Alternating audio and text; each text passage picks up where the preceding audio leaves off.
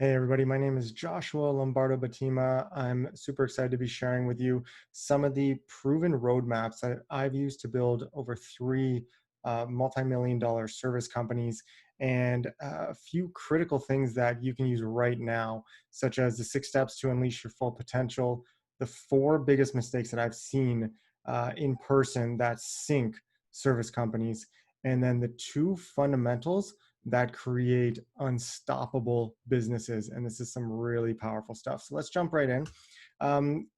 Just so you know a little bit about where this information is coming from, I've spent the last 17 years honing and refining how to build multiple seven-figure organizations that make a hugely positive impact and creates a lasting legacy, and of course makes millions.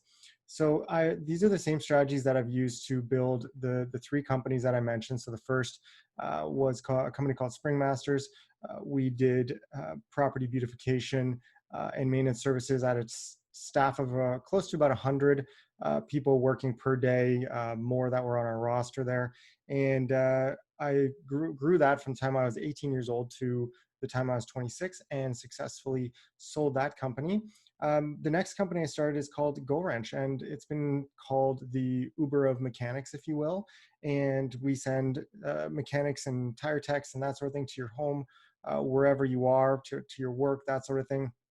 And we grew that to 47 different cities as a pilot, and then really dug in where the pilot went really well, and that continues to grow to this day. And last but not least, we've got GoLearn.io, which is a platform right now to help entrepreneurs, business owners, and executives to bring their best ideas to life and to grow their organizations. My clients have also used these strategies. So I've helped dozens of different companies with their startups, grow ups, and scale ups, from the smallest of companies that are pre-revenue to $500 million organizations that are looking for new channels to scale. And this is probably why a lot of my work has been featured on all of these different popular outlets as well. So jumping into it, there's typically three types of business owners. And these three types of business owners comes down to this. Number one, there's the hustlers. And I totally respect these hustlers. I was one of the hustlers back in the day. I was making great money, but you don't have very much time. And you're working hard, you're making stuff happen, it feels good, but you realize that you don't see your friends as much, or your family as much, and you chalk it up to the hustle, but eventually that starts to wear on you, right? Number two are the grinders. And the grinders make money sometimes, but it's usually inconsistent. And they find themselves with, some free time because they're not always crushing it, but they don't have enough money. And, the grinders are the ones that are struggling, they're trying to make it happen, and it's just not happening yet, right? But then there's the third. And the third are the rainmakers. These are the ones who are crushing it. They've got financial stability and freedom. They're building up wealth and assets. They actually have lifestyle. So they've got some ability to spend some funds on the things that will provide that lifestyle that they want, but they've also got the free time to enjoy it as well, right? So the question is then, what do the rainmakers know who have the lifestyle, who have the funds and the success that the others don't? Okay. And the secret weapon that rainmakers know is that they know what to focus on, and then they execute on that with precision until it's done. And on top of that, they have unshakable integrity and they commit to growth. All right. Now, most importantly, they actually focus on the fundamentals that create unstoppable businesses. And I'm going to share with you these two fundamentals that create unstoppable businesses by telling you a story.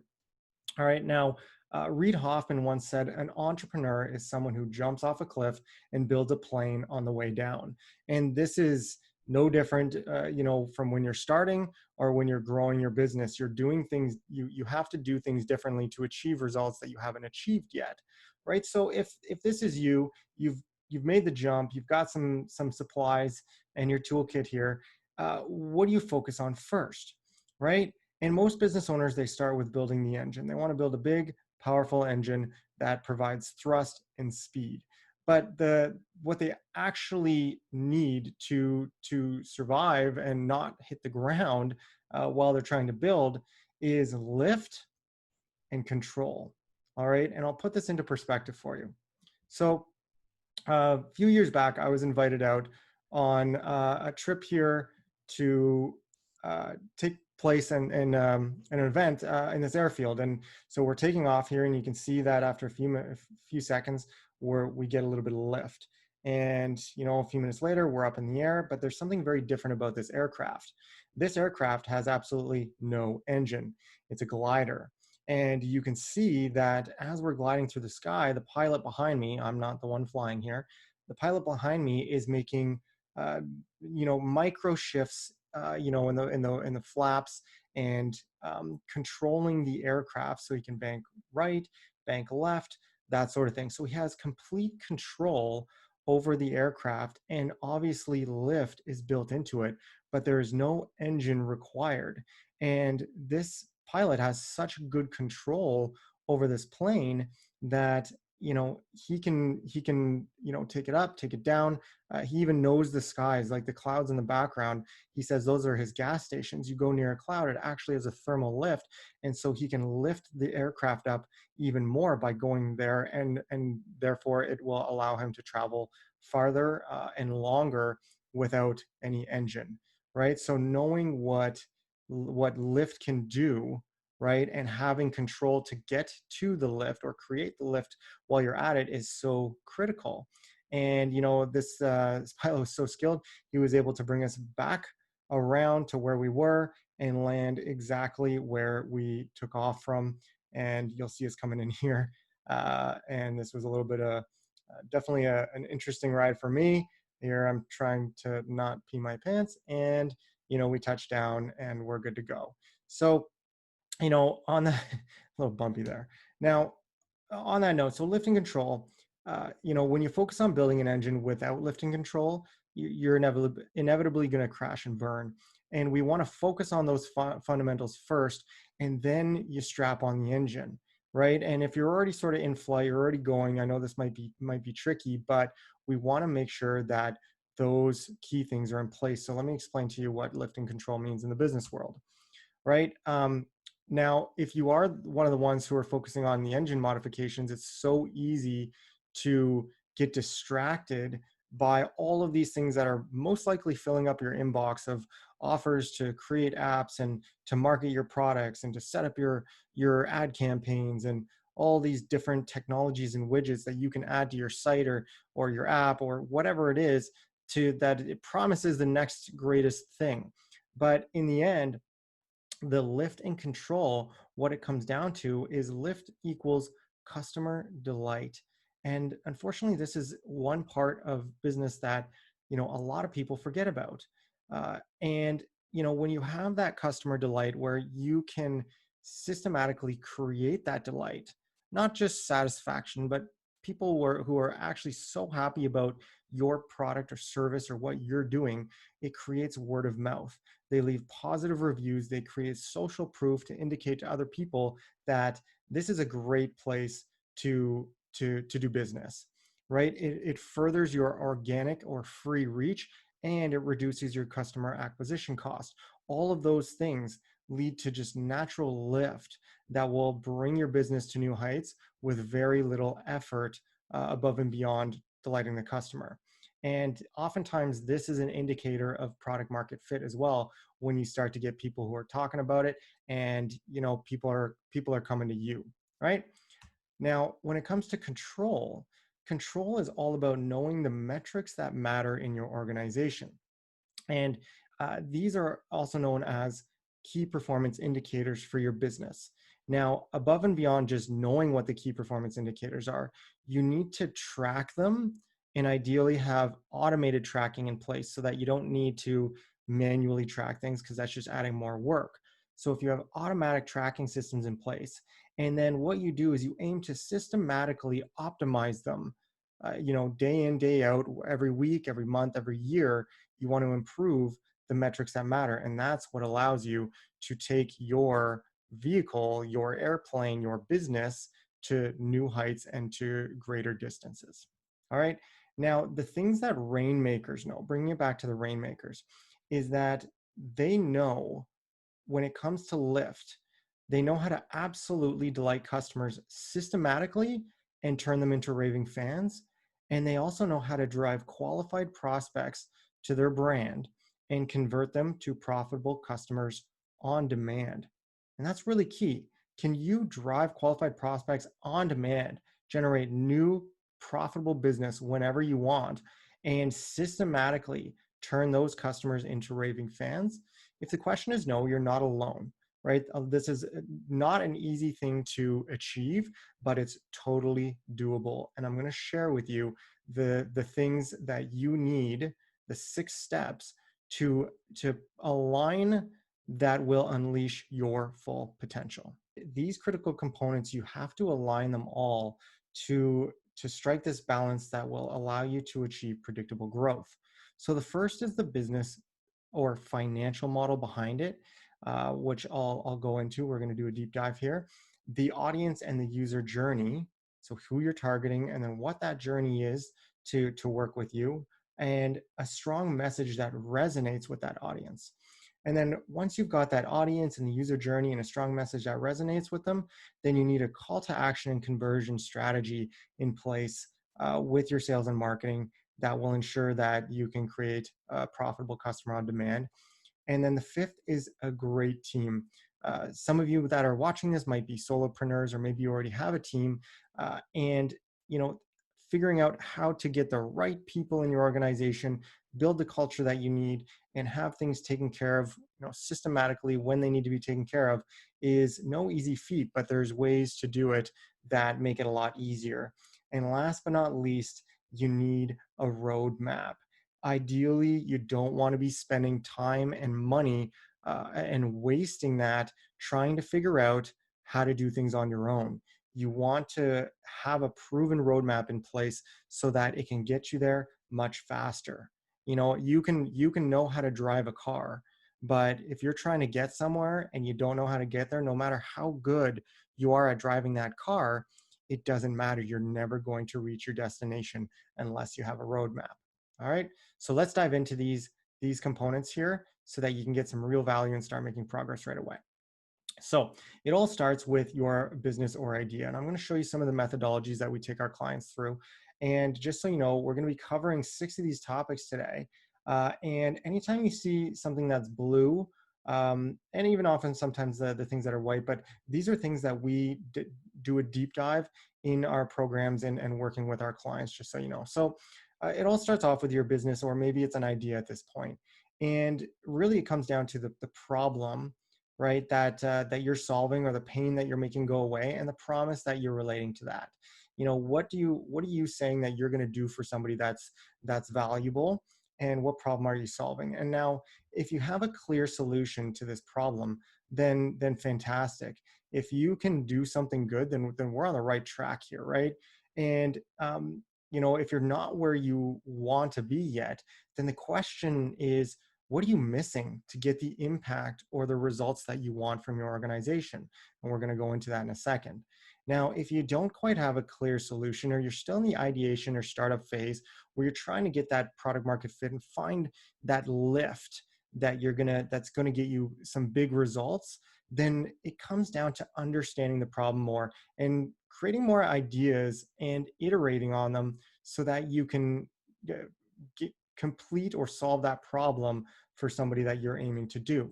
And if you're at that part, then go back to, some people call it brainstorming. There's a great book called Brain Sprouting, and it's all about how to come up with some really creative and new ideas.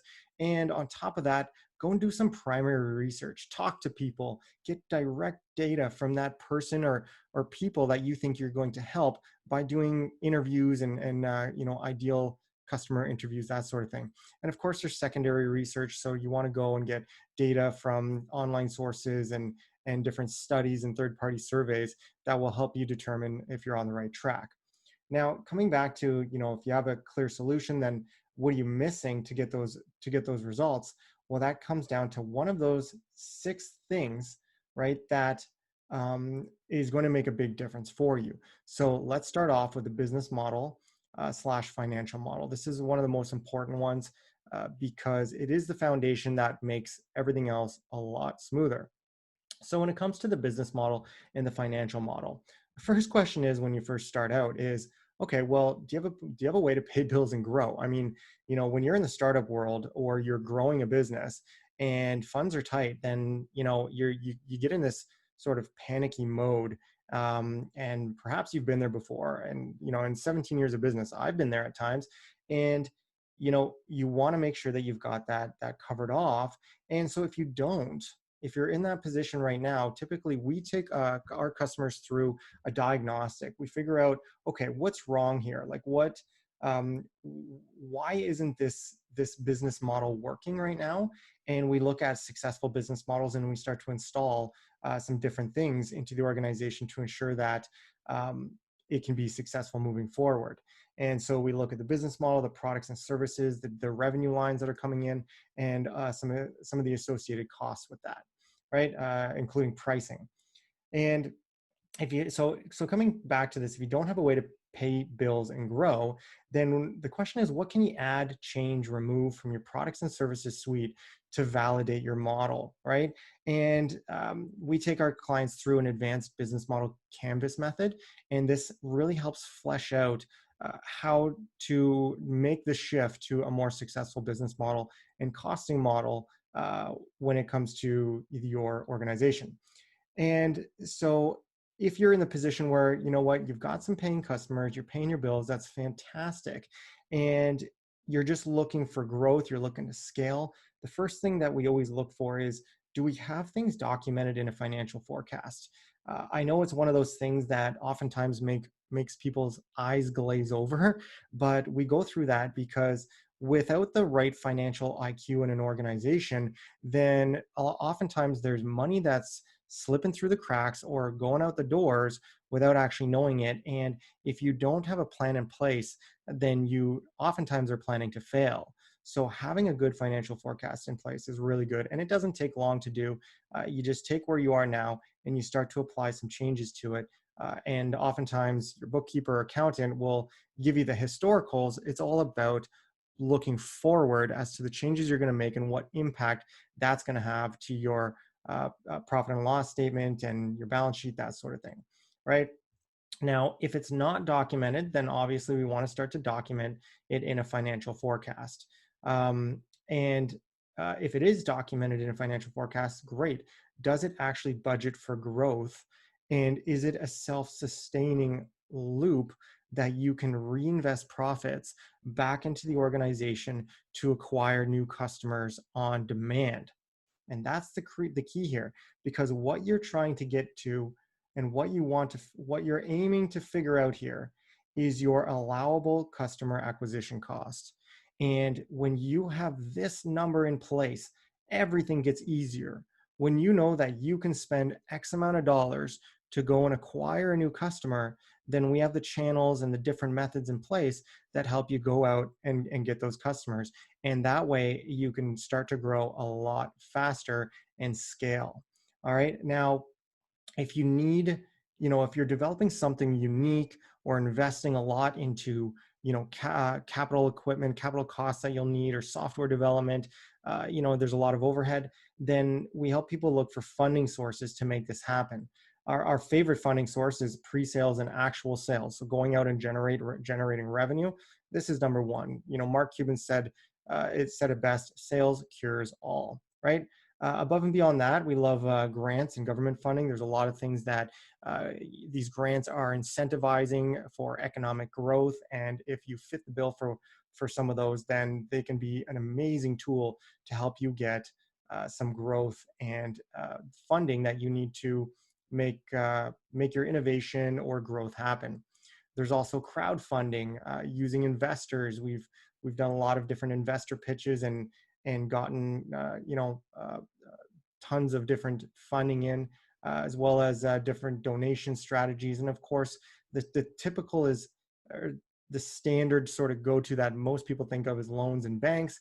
And you know what? They're not all created equally. Some understand business and work well with business.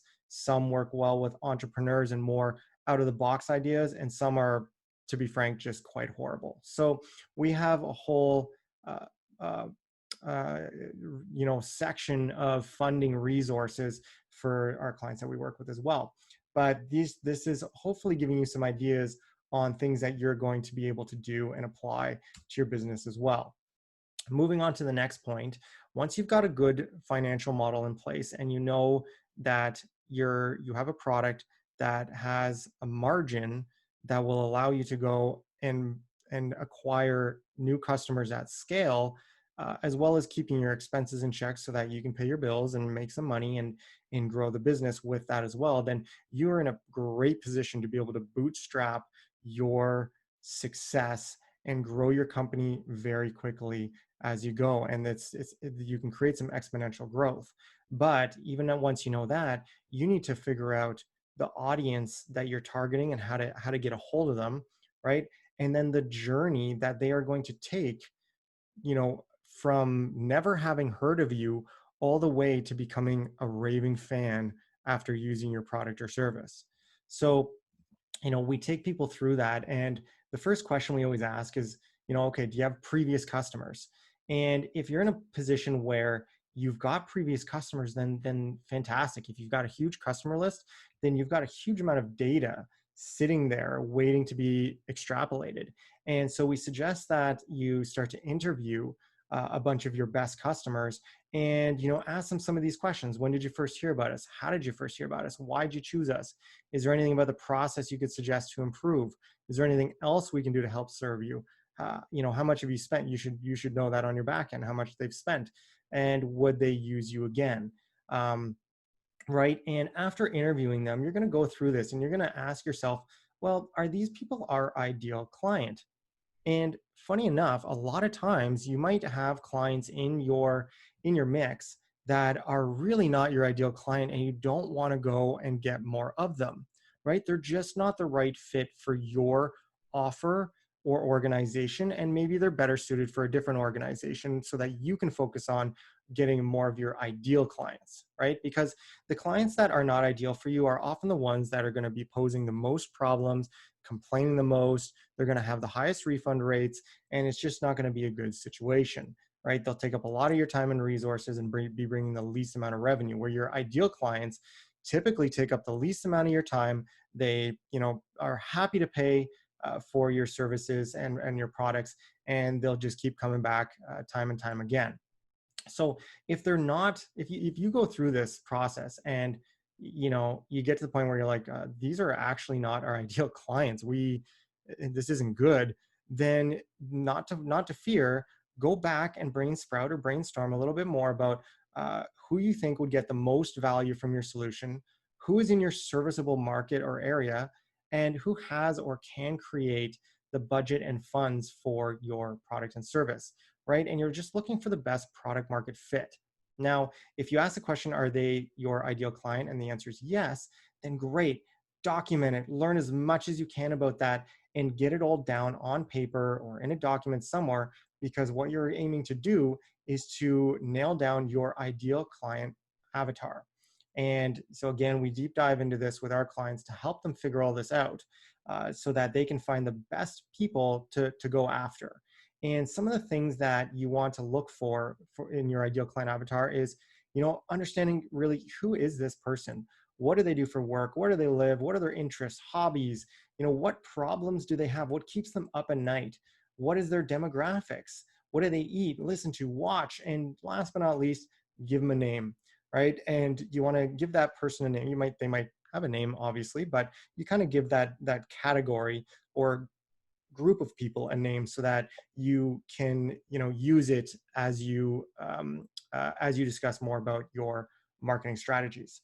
So now, if you don't have previous customers, not a problem. You have to formulate the hypothesis of who cares the most, right? You have a solution, right, to a problem, and you have a promise that you're making to people, saying, we're going to do this for you. And you need to have a hypothesis of who cares the most, not a little bit, not a medium amount, but the most, because you want to go after those people who really resonate with what you are doing specifically, and focus all of your energy on them. And once you have that hypothesis, you're going to create, like I said, your ideal client avatar. And once you've got that down, you're actually going to look at the user journey. So I'll explain to you what this means, but this is a method that definitely requires a deep dive that we bring people through. This little box here explodes into a whole other concept. But long story short, the user journey, you want to think through the process of going from never having heard about you, right, to actually being aware of your product, service, brand, and then moving from awareness to actually considering you. And they start to go through the buyer behaviors, right, to weigh out the options of, you or an alternative, or just not doing anything at all. So how can you support them in that process when they are trying to make a decision, right? And then last but not least is the conversion. And once you've converted them, and there's different conversion strategies, like I said, we take people through a deep dive on each one of these so that we can really streamline this process and have more customers go from, first hearing about you to using your service or product, right? And making them become an actual customer. And it doesn't stop there, right? Once you've converted them to a customer, a lot of people sort of leave it at that. But the next steps is onboarding that customer or delivering the promise, the service or the product. And you want to make sure that while that's happening, they have a great experience, because that is going to really increase the likelihood that they become a raving advocate or fan of your business, in turn creating more word of mouth, more new customers for absolutely free, and a huge amount of referrals. So don't just stop at, getting somebody in the door. Make sure you give them a great service and you give them the ability to become a raving fan of your organization. All right. So again, we deep dive into that. If you need any help with that, definitely get in touch, and I'll be touching on how you can get in touch with us shortly. All right. So let's say now, okay, you've got your audience defined. You've got a great journey for them to, first hear about you, consider you, and then actually become a customer, deliver great service to them, and then make them become a raving fan. But what is the actual message that's going to resonate with them in your messaging when you're, making them become aware of you and supporting that? So looking at the strong message here, the key here is understanding the problem you're solving, right? And if you don't fully have an understanding of that, and I don't mean like, oh, we do this. It's the understanding the problem that you solve in your prospect's mind, the deep psychology behind that, and what they care about. Then, we go back and we focus on the problem and the opportunities, and the message around that obviously will come soon. But figuring out that is key. And most likely you have you do have an understanding of the problem, and if that's the case, then do you fully understand who it affects, your target market? No, then you're going back to your primary and secondary research to define that. And if you do, then the next question is do you know where to find your target audience, right? And if you're like, not really, then again, you're doing primary and secondary research. We actually have a whole targeting methodology that helps people formulate the best ways to find their best customers, and bring them through that journey as easy as possible with the right messaging. And when you can align all of that, it's very powerful. But the question that we get from business owners all the time is, well, do I do ads? Do I, should I be on social media, or, doing Google AdWords, or should I hire a sales team? How should I grow? There's so many different options to get the word out about your business. And you want to make sure you're on the right platforms that resonate with your target audience. But at the same time, there's a merriment of marketing and sales that need to be in place so that you can have that smooth transition. And it's amazing how many businesses, it's just so difficult to do business with them. I've come across companies where they have some great marketing, but when it comes time to actually, get request that service or product or buy from them, it's actually difficult and painful to go through that process, right? So we want to make sure it's a nice, clean process. So first of all, are we marketing, or do we need a sales team or somebody that's, closing these sales up like a person? And it comes down to these three questions originally. All right. So first question is, do you have a marketing budget? The second question is, is it a high ticket price? Is it quote unquote, costly or expensive, or is a higher price item? Or is it a large adoption process, meaning they got to wrap their head around quite a bit to actually adopt this and apply it? So, there's a lot of stuff to think about. And that leads to the third question, where is this complex? Can you articulate the process and roll this out in a way with automated marketing? Or do you need a salesperson there, or somebody to walk them through this process, to answer those questions, to really make that process happen, and sort of bring somebody over the finish line? All right. And the process here is that if you have a marketing budget, great. Then obviously you've got the funds to be able to put into marketing, and to start generating more awareness and creating the start of the conversation with your ideal prospects. If you don't have a marketing budget, you're short on funds, and guess what, my friend? You just got to hustle and make some sales happen. Pick up the phone, send that email, send that text message, and knock that door and start making some stuff happen. And we have a huge amount of methodology on direct sales and how to make that happen, along with marketing and digital marketing, different concepts, strategies, and even done for you services that we just handle for you, right? Moving on, if it's a high ticket price offer or a large adoption process, then you're actually going to be using a little bit of both.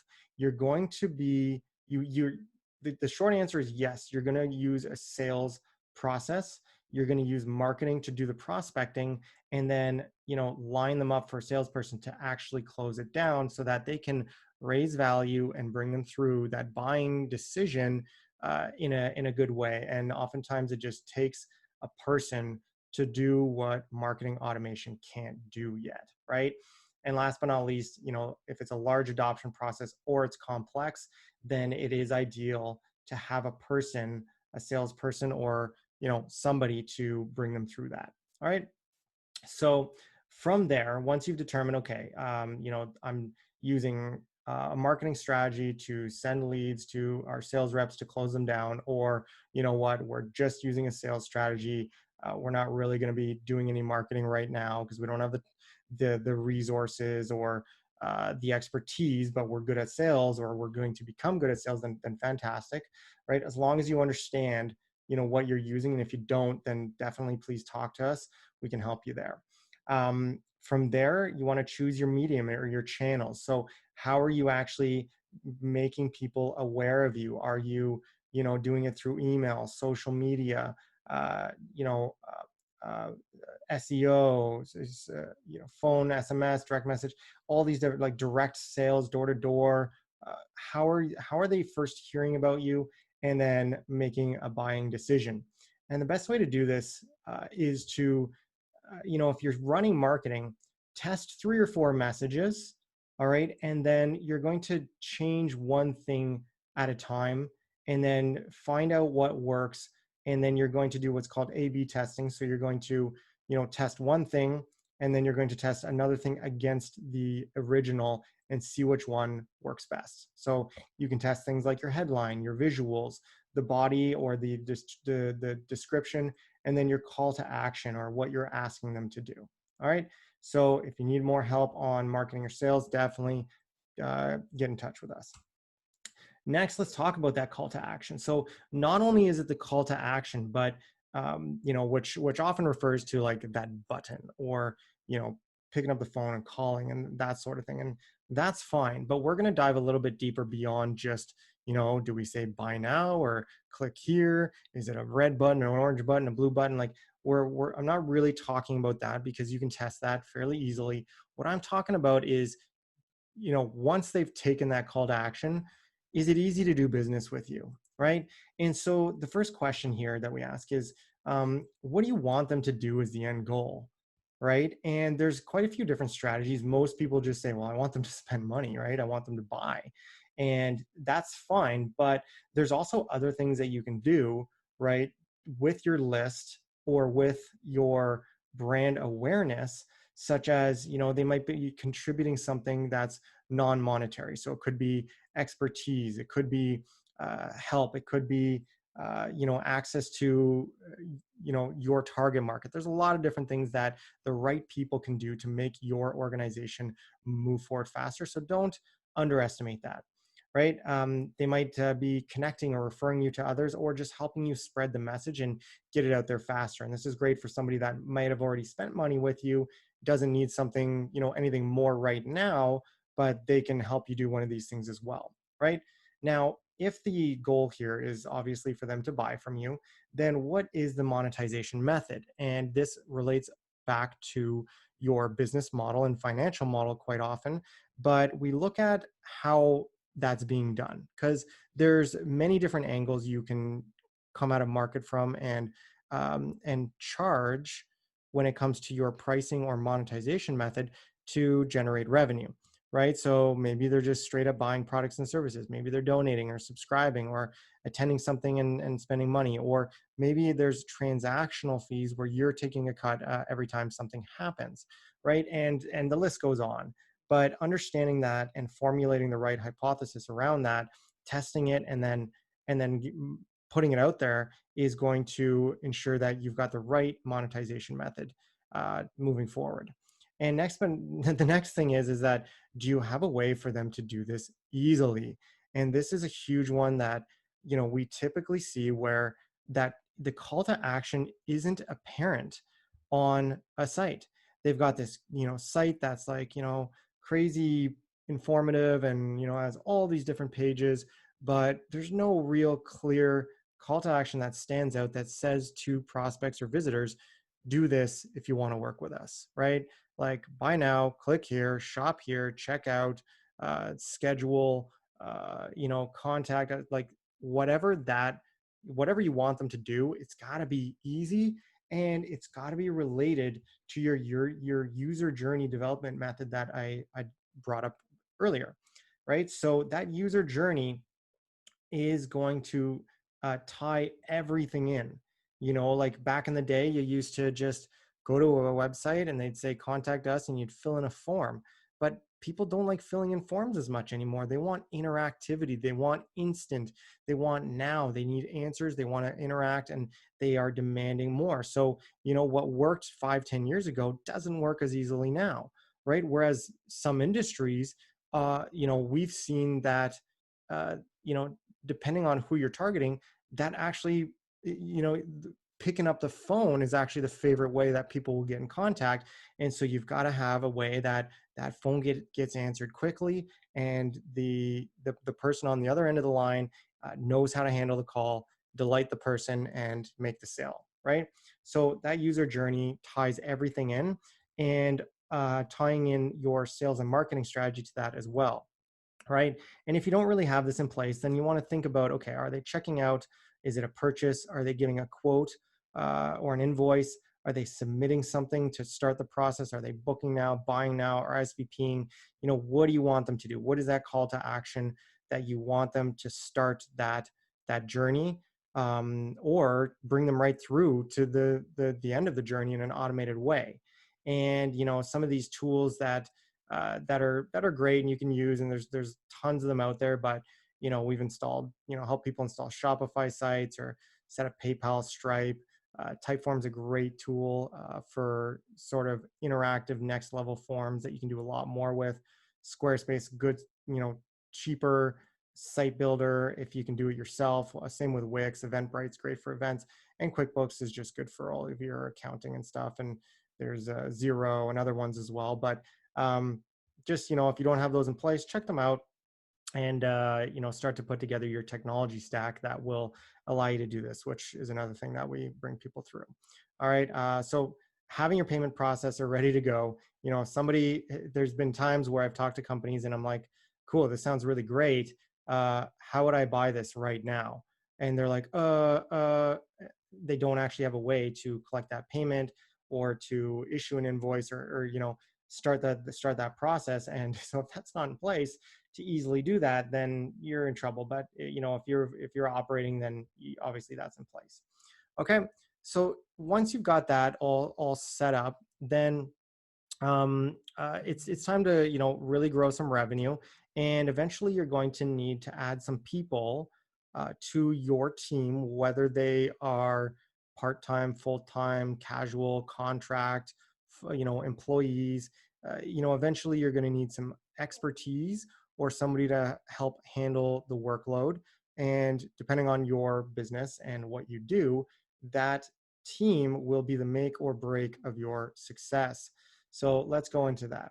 Now, I always kind of start at the top, and I when I'm working with a newer company, if they haven't started, then I try and see how long somebody can go, making as much progress as they can on their own before they have to hire somebody, because it is a different uh, beast on its own. There's its own complexity depending on the country that you're in.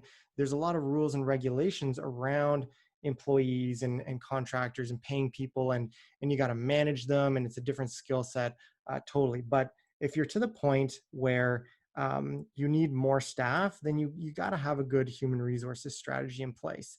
And so what we first do is, like, we look at, well, what is the skills gap or the workload that you're hiring for?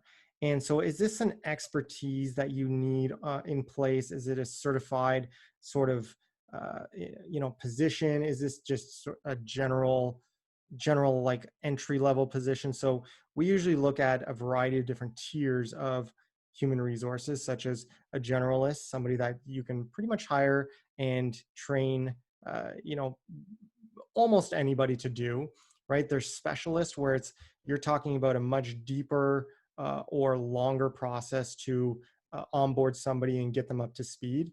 And then you've got typically a certified level, where they have to have a lot of different schooling, education, or knowledge before they can even do that position, right? And from there, identifying the roles and responsibilities and KPIs is so critical, because we've seen a lot of companies that don't have these things clearly articulated, and their whole team is just like running around with their like chickens with their head cut off, and they don't know what they're supposed to be doing all the time. They just try and do what they think they want their boss to do at the time, but in the end it just creates a mess and it's not productive, right? So depending on the role or the gap that you're trying to fulfill, is it part-time, full-time? And then we go into, okay, well, should this person be an employee or a contractor? uh, and there's a determination process on that as well. All right, so there's a lot of different uh, uh, legislation and legalities on employees and contractors. So we help people make sure that they're doing that, the right one, bringing on the right one. But no matter what, right, you want to have the right people that, just aren't in it for just a buck necessarily. You want them to be engaged in the larger sort of plan. And, at a very high level, I'm not going to spend too much time on this, but on the left here, what is attracting them to your organization? How are you vetting them so that you know that they're a good fit?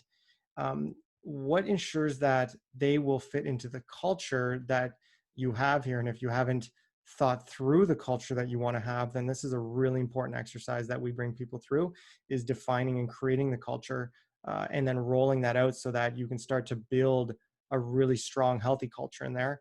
And then, of course, what does it look like, the onboarding process, to bring someone up to speed to the point that they're going to be excellent in their role?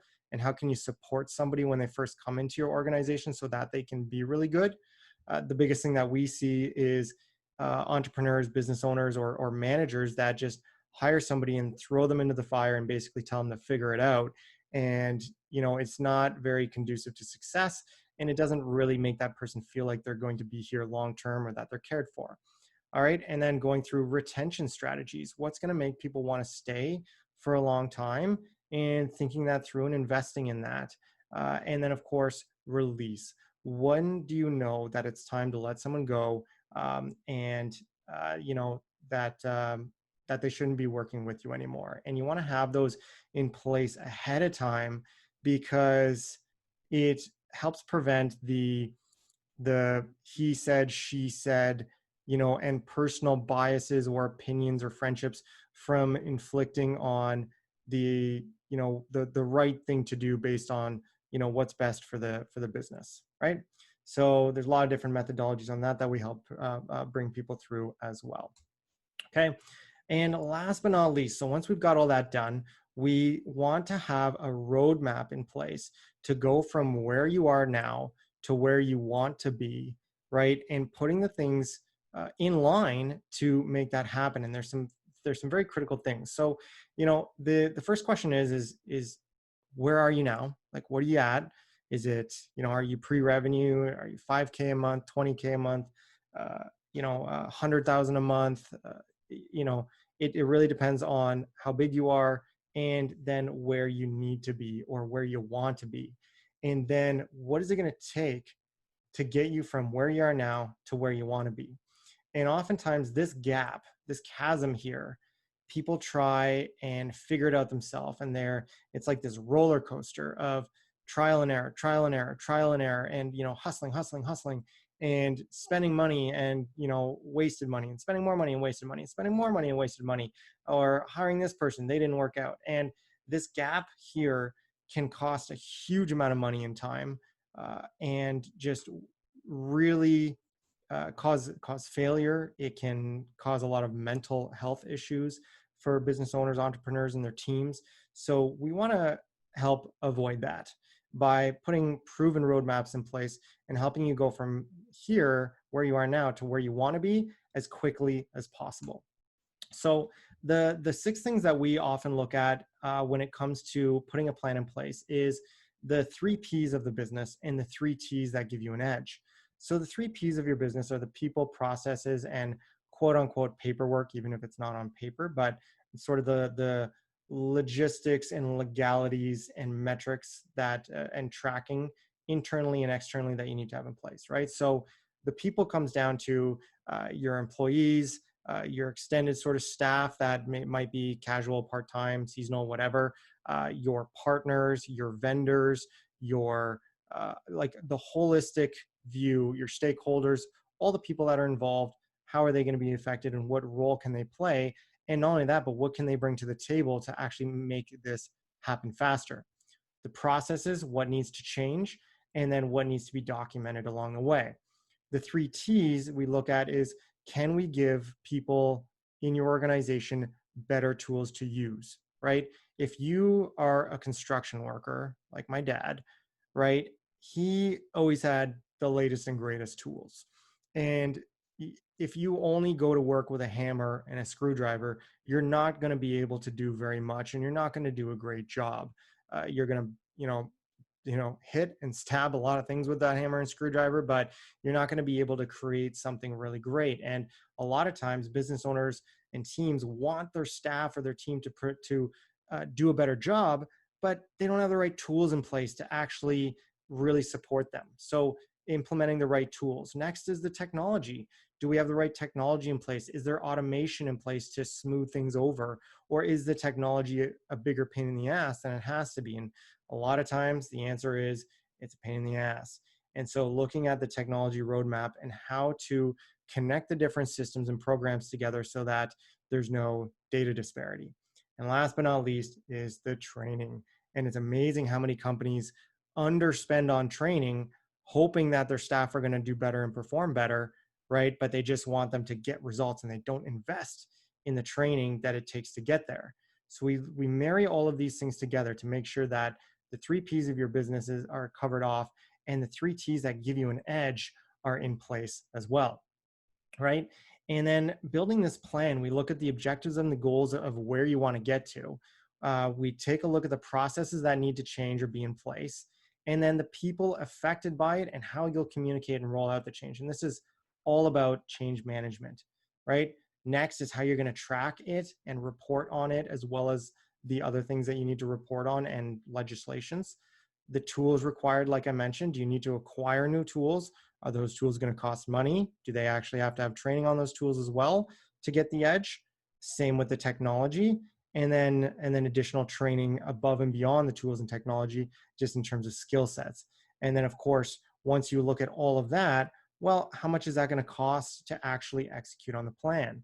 And we look at ways to keep those costs in check. And this is something that you can do as well.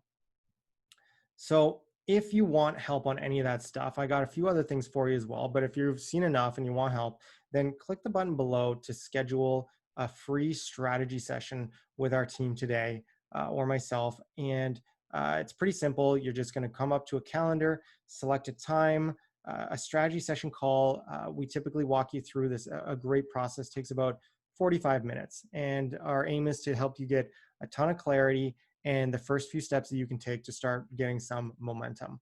If we think we can help you, then great. We'll suggest how we think we can help. Otherwise, no problems whatsoever. You do what you got to do. After you select a date and a time that you're good to talk, there's a 60 or 90-second sort of quick survey or application that helps us understand a little bit more where you're at, so that we can be more productive on the call with you. All right. Next, I'm going to finish off. So you can book your strategy session now, or if you want to know what the 4 biggest mistakes that sink companies is, otherwise what I call mashing the gas, I'm going to go through that with you right now. I call it mashing the gas because it reminds me of this guy where business owners are just so, and executives and teams are just so focused on growth. They want to get there faster and faster and faster, and they're pumping the gas. But eventually, if you're driving like this guy, somebody's going to get hurt, whether it's you or somebody else, and you're going to get into an accident. And it's going to be a mess, right? So the biggest things that we see happen are one of these 4 things. So first is pushing staff harder and harder with diminishing results, right? You're like, they don't work. They're like, when you start saying they or you or them, and you don't, you've separated yourself from that team, and that's a recipe for disaster. And you're pushing them harder and harder and harder, but you're getting less results. Well, stop doing that. It's not going to be productive. Something needs to change first, right? In your systems, whether it's the 3 Ps or the 3 Ts, that will bring it back in line, so that when you do push your staff, they really, not only are they into it, but they get better results. Number 2 is not having full line of sight on the systems in your organization from start to finish. And not only that, but when was the last time you actually had full line of sight? Because, we see people that have put in systems, maybe years ago, but then when we go talk to those people, their staff, or go and actually look at that, we see that, they've put all these Band-Aid processes in place, and it's just so much more difficult because they're the ones actually doing that work down the line, and they've had to do all these workarounds that sometimes upper management doesn't even know about, right? So having full line of sight on the actual processes or systems from start to finish will light up a whole new realm in your brain that you'll see room for improvement. Number 3, adding features, people, and or resources to non-functioning systems, right? So you're like, you're struggling to get results. So you're like, well, hire more people, or, dump more money into it, or, build more, features and things. Well, this is what I call the leaky bucket syndrome, meaning no matter how much you put into that, no matter how more people you hire or money you dump into it, it's just going to leak out. The bucket itself needs to be fixed. And so to get those results, we need to patch the leaky bucket up, clean up the systems, clean up the processes, put some successful best practices into place. And then when you add features, people, or resources and money to it, then it really takes off that much more and saves you a ton of time and money. And number 4, data disparity or lack of communication and clarity between your people, your technology, and your systems, right? And this one is a big one, especially in today's day and age where you might have data sitting over in this, platform or software, and then you've got data in a different one, and those databases are not communicating properly. So they need to be connected so that you can make better data driven decisions, right? And on top of that, you know, is the data matching up properly? Are is it on the same line, or speaking the same language, right? So that clarity. And so that's when it comes to data. There's also people. So there's communication issues that we see in organizations between people themselves not communicating, or not having a good communication platform set up so that the head can talk to the tail, so to speak, right? And same goes for the technology, making sure you've got your APIs in place, that your technology can speak to each other, and you can set up your automations and create smoother systems that actually work. So if you've got any of those going on, definitely chat with us. We'd love to help you out and make sure that we can get things rolling in the right direction. All right. So moving forward, obviously there's a lot that we covered today. You can definitely try and crack this yourself, and you can grind it out. You can hustle. You can make it happen. You can try 10,000 different ways. And if that's what you want to do, I mean, you're kind of picking the hard route, but I'm cheering you on no matter what. Um, you know, the when you're doing that though, it's going to waste time. It's going to waste money. It's going to end up in a lot of frustration. Now, coming back to these rainmakers that we talked about earlier, rainmakers think a little bit differently. They are constantly asking, okay, well, what's next, and who has the answers? And they look to find people who has the answers or roadmaps, or can add something that will make things move faster. And as a note, I just want to share with you guys that any plateau that I've hit or struggle that I've had in business, I always brought someone in to help me get past it. Coming back to that, who has the answers? And it all stemmed from a saying that I heard. I think I was about 17 or 18, and it's resonated with me to this day. And the saying was this: if you don't have the results that you want yet, if you don't have the results that you want, there's simply something you don't know yet. And that keyword is yet, right? And that was really encouraging to me, because if I didn't have the results that I wanted, then I knew that I just had to find the knowledge, or the somebody who had done it before me, or quote unquote stand on the shoulders of giants, of people that I could learn from, or books that I could read, or courses or programs that I could take that could help me get there, right? And over the years, the past 17 years, I've spent hundreds of thousands of dollars on coaches and consultants and programs to up my game. And by far, it has been the best money that I have ever spent.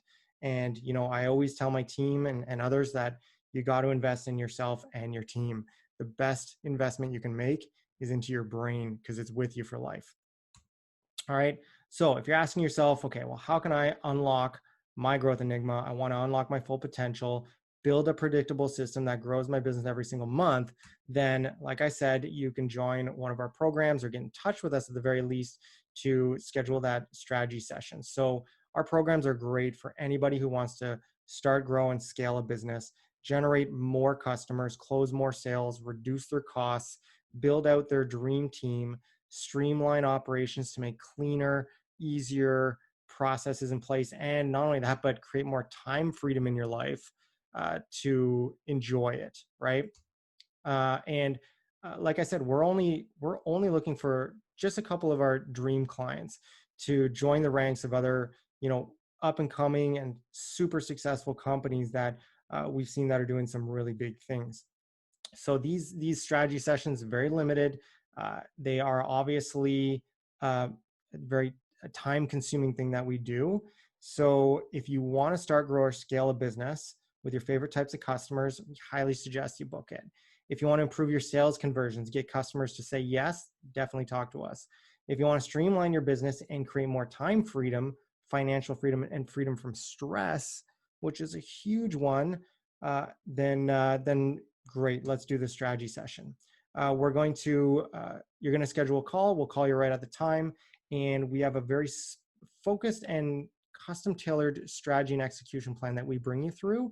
And we help bring to light some of the biggest things that's standing in your way between where you are now and where you want to be. We try and pack a lot of value into these things for you. All right. So we're going to look at where you are, where you want to go, and then we want to build that bridge, start to understand what that bridge is of what you need to get there. And if there's something that we can do to help, then we'll let you know. All right. So startups, existing businesses, or people that know they're good at something and they want to, do more of it or get it out there and turn it into a bigger business. And obviously people who love helping others and value results. And last but not least, it's for people who understand that they need to have some skin in the game as well. Who it's not for, if you just like the idea of starting or growing a business and you're a lot of talk about growing a business and not so much action, or investing into the growth of your business, it's probably not for you. If you just make a lot of excuses or complain, or if you're not willing to learn new concepts and strategies, or if you're stuck in this information gathering mode, or looking to gather free crumbs of information here and there and trying to patch it all together yourself because you feel like you're really strapped for cash and that's the only thing you can do, then there's different ways to make something happen a lot faster. So if you're not serious about growing your business, then don't worry about it, right? That's no problem at all to not book it as well. All right, so we're gonna be very upfront with you. We're looking for win-wins. We want to get you a return on your investment and results. We want to help you rock your goals. And if we can't help you, we'll be 100% upfront and honest, and no hard feelings whatsoever. So book your strategy session, complete the application. We're going to determine together if we can help and if you're ready to step up. And at the end of the call, you'll either be a good fit and we'll extend an invitation to work together, or if it's not a good fit, it's totally okay. No hard feelings whatsoever. All right. So go ahead and complete your application.